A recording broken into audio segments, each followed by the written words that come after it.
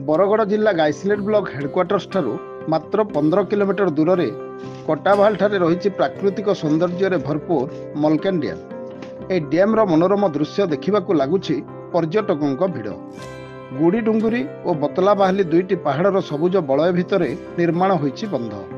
काच केन्दुपरी जल सांगकू डैम चतुपार्श्वर प्राकृतिक परिवेश प्रकृति प्रेमी को करुछि विभोर। हेले पर्यटन एठी अवहेलित।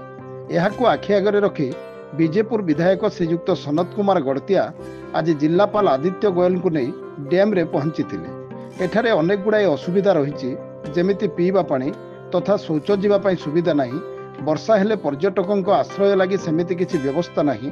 एणु एसबु विषय को ध्यान दे एठारे पर्यटकों आकर्षण को बहुगुणित करने अंटा भिड़िछंती विधायक महोदय। सेथिपई आज जिला प्रशासन और ब्लॉक प्रशासन को निज साथी रे नहीं एठारे थिबा असुविधा यथा जल क्रीड़ा, शिशु उद्यान, अतिथि भवन, पानीय जल, सोलार माध्यम रे आलोकीकरण, डैम उपर रास्ता उन्नतीकरण, डैम उपर रास्ता कड़े वृक्षरोपण, सिटिंग बेंच, मंदिर उन्नतीकरण, पेपर ब्लॉक रास्ता, वेलकम गेट, मुख्य रास्तारू डैम को संयोग करुवा रास्ता को पिचु रास्ता भली व्यवस्था करिबा पई अनेक समय जिलापाल सहित आलोचना करी यार उन्नति हेले एही अंचल उन्नति हेबो और यह पर्यटन स्थली प्रति पर्यटकों आकर्षण वृद्धि पाइबा सह बरगड़ जिलार पर्यटन मानचित्र रे मलकेन डैम निश्चित रूपे नुआ तथा विशेष स्थान अधिकार करिबो बोली प्रकाश करथिले।